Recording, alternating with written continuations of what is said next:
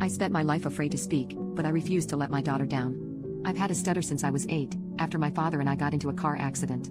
He was driving us home from my dance recital, teasing me about how I kept tripping over my own feet. I remember laughing. I remember how safe I felt. And then, I remember the sound of a car horn. The world turned upside down and glass shattered onto my face. When everything went still, I realized we had flipped into a ditch.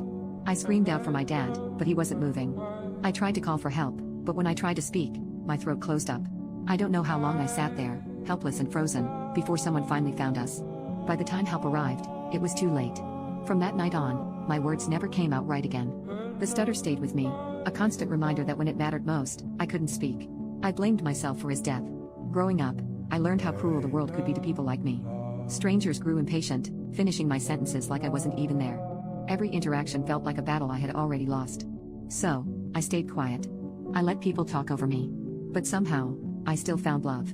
Daniel never made me feel broken. He waited when I stumbled over my words, never looking away and never rushing me. He loved me exactly as I was, and for the first time I thought maybe I was enough. We got married and had a daughter. For years, I convinced myself that even if I couldn't say everything I wanted to, she would know how much I cared. But kids can be cruel.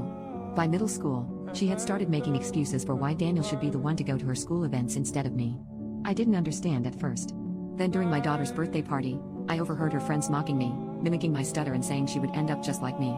It broke something inside me to know that my daughter was being bullied because of me. So I stepped back and let Daniel be the voice of our family.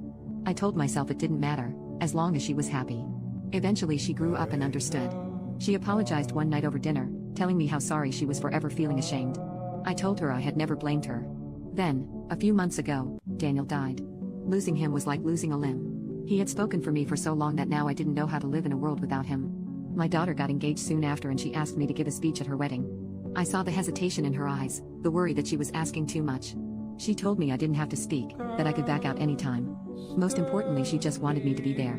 But I had spent my whole life in the background, letting others speak for me.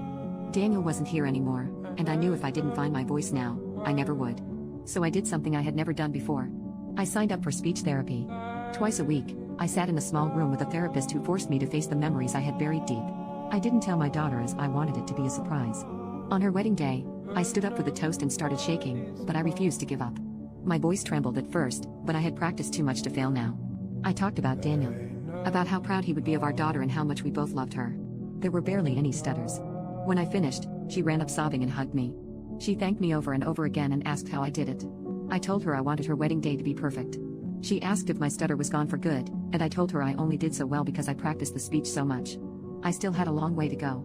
Then she said something that warmed my heart. She said Dad would be so proud of you. I told her no, sweetheart. He'd be proud of us.